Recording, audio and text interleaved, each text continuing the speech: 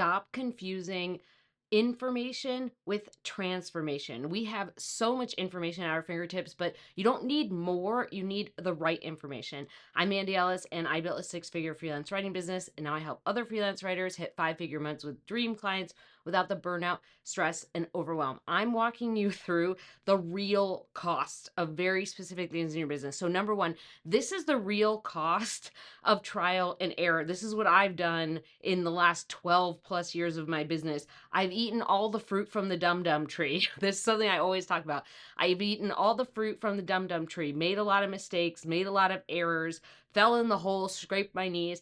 And that was many, many years in the process. It wasn't just months. It took me many, many years to iron out a whole bunch of things that I could have just done better by doing the right things rather than trying to do everything by myself and get all this information and just read and try to do it and be confused about what to do, when and how to all put all the pieces together. The other thing that happened was I had my identity stolen and I got scammed on the platforms. So as I'm trying to get on all the platforms and do all the things and try to get the clients, I'm getting scammed. And I feel like a lot of freelance writers think it's like, oh, you just show up. There's one magical portal. You show up and just all of these clients rain upon you. Or like, oh yeah, you send a few, LOIs, letters of introduction, or you send a few, cover letters and apply to these things and then you have work. And it's not that at all. They're very different than the perception and the reality. And I spent many, many years working without systems and processes, then on the wrong systems and processes. And that trial and error cost me a lot of heartache and headaches, burnout, and a ton of stress. And I feel like a lot of writers think that they're just like, oh, I just have all this info. I can just do it, right? But what ends up happening is you end up doubting what you're supposed to be doing. How do you do it? When do you do it? What are you doing? You end up doubting your abilities. You end up getting into a lot of analysis paralysis, and you could be end up like me, who was working at $25 for 1,500 words for quite some time. Or you can have clients who reach out to you and ask you to cut your rate by 50%, which also happened to me.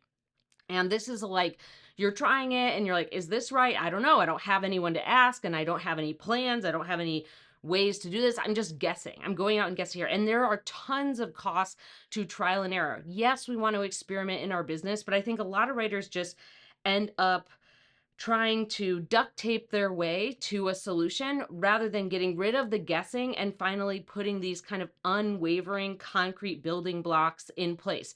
Those pieces that every successful freelancer has in their business. They are really non-negotiable.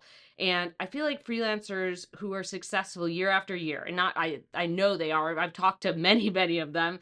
That's what they have. There's these few pillars in their business that they work on all the time. Yes, they experiment. Yes, they're trying new things, but the trial and error isn't this huge up and down cycle that can lead to a lot of frustration and overwhelm and burnout and stress as a freelance writer. So when you're thinking about trial and error, when it comes to having all this information, it can really be a harm rather than a bonus. Number two, I want to ask you this. So have you ever had someone who says, oh, well, that's just on YouTube, or that's just on this place, or there's a newsletter that talks about this. Why should I go and get a thing to do that? Why should I go pay for that? Or why should I go do it?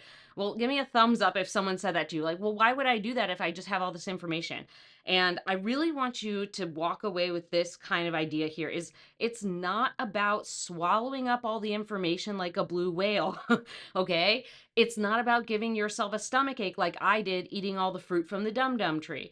It's about getting that in the trenches lived experience. That's what other freelance writers can pass down to you. This is the mistake, is you feel like you have to blaze your own path by yourself. You feel like you're getting this difference by just, oh, I'll just do it all myself. But what ends up happening is you can get a lot of very critical, useful information from freelancers who have gone before you. Maybe they're a few years ahead, maybe they're a decade ahead, but it's not this thing where you're getting just general information. You are getting lived in, I've tried this, I made this mistake, or I tried this, it worked really well. Here's the exact phrasing I use to talk to clients about why I charge 100% upfront, or here's the exact script I use when I'm or this template I'm sending for an LOI, or the script I use on a client call to deal with negotiations. Like, you're getting the lived in, word by word, tried and tested pieces together, rather than just like, oh, just don't negotiate with your clients. Okay. Like, I think a lot of times there's this, especially when we're starting out, and this happened to me when I was leaving college.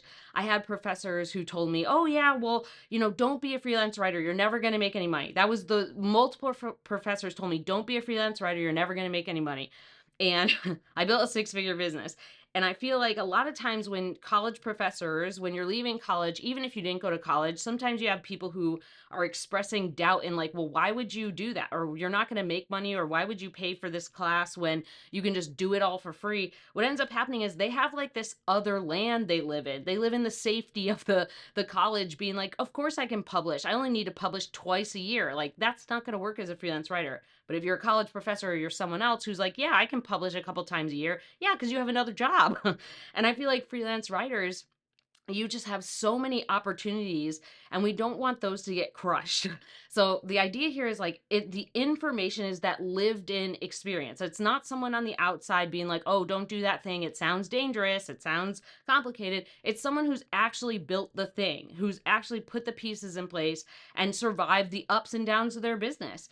And I think a lot of times when we're just looking at information, or we're just getting advice from people who haven't done the thing, it ends up kind of mushing everything together and making it a lot cloudier for us to get a specific path to the results we want in our business. And those results are your own version of success. I never really tell students, like, you need to do this, you need to make this kind of money, work in this niche, do these projects, spend this much time on your business. I always think about it as like your version of success. And freelancing gives you so many opportunities to build that version of success.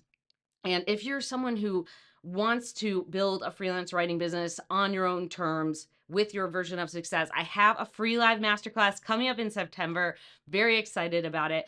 I will tell you more about it in the coming weeks. But if you want to be the first one to know about the free masterclass, make sure you grab my free seasoned veteran cheat sheet. So if you go to mandyellis.com/cheat sheet, you can grab that cheat sheet.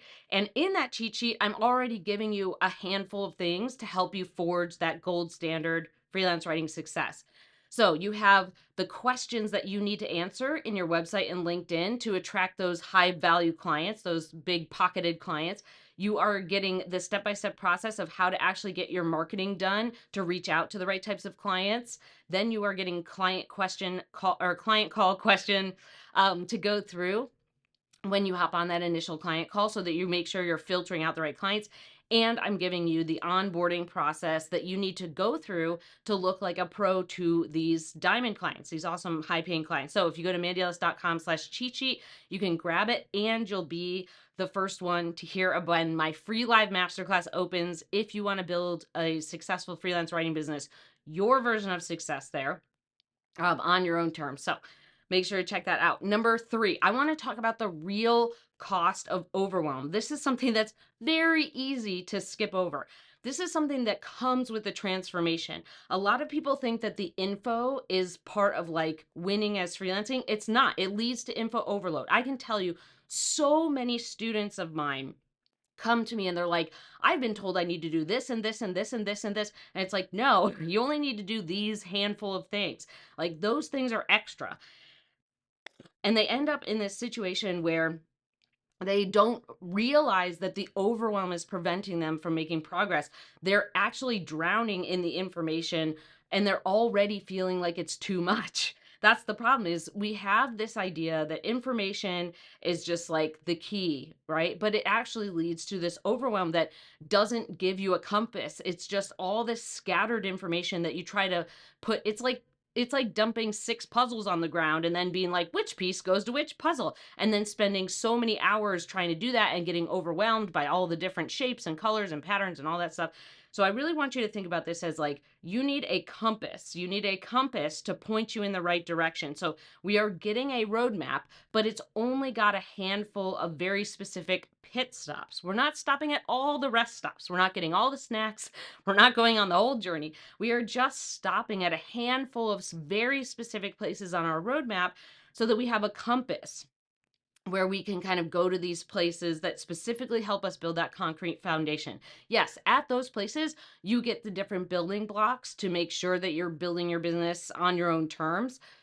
But those are like smaller choices than all the stuff that you get with the overwhelm of information out there. So I really want you to think about this more as like curated pit stops are really a better way for you to earn more and really work smarter, not harder. This is what happens with the puzzle thing when we have all these pieces.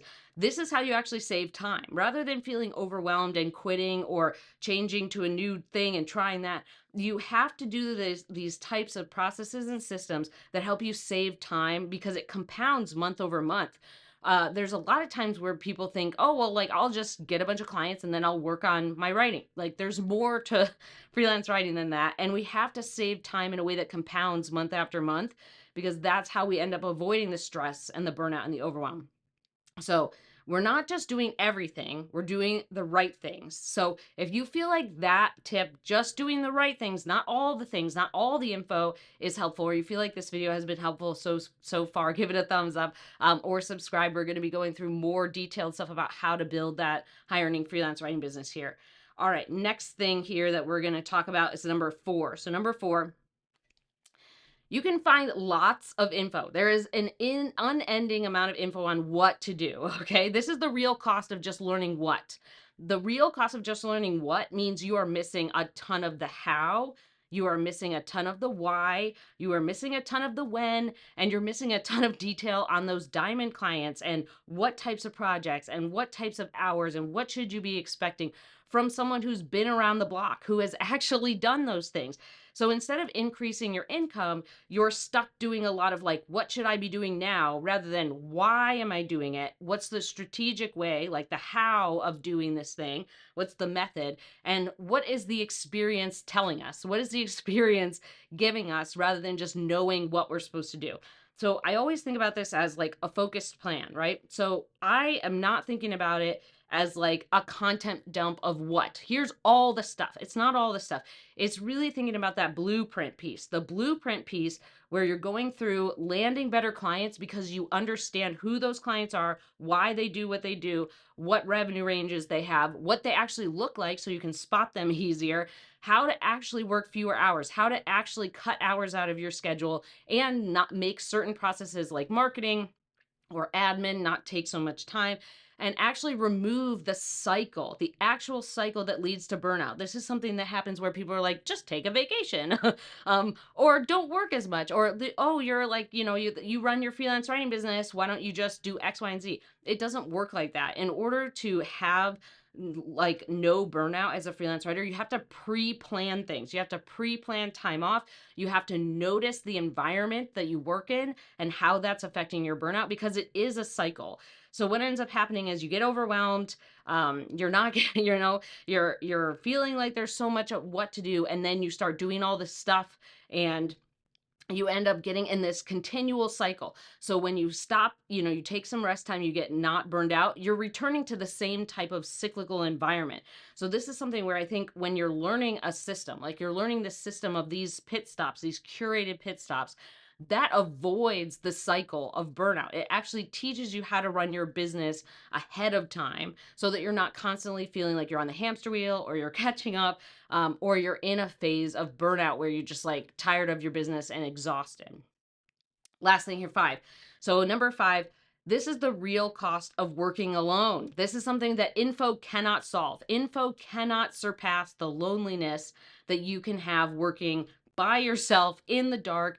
Yeah, I'm sure that you can try to do everything yourself. I've done that too, but it gets really lonely when you have no support from other writers. You have no feedback on what you're doing or why or how.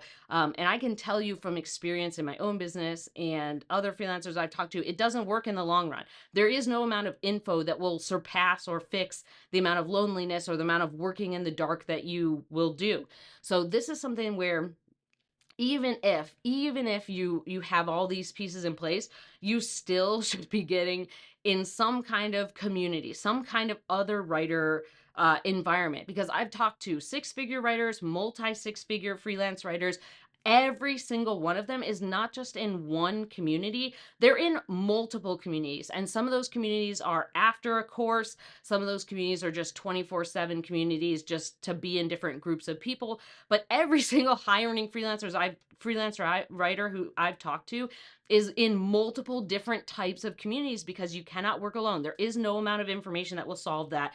And those are paid communities. They are in these paid communities because they're around a focused, motivated, driven group of people that helps them continue to get support, continue to get feedback, get their questions asked, learn about new stuff, get some intel. But there's all these pieces that I think happen when you're in this community. You have a mentor to guide you. You have other experienced pairs of eyes and looking at your work. But also in my own business, I've had other people in totally different niches and types of writing than me look at my work.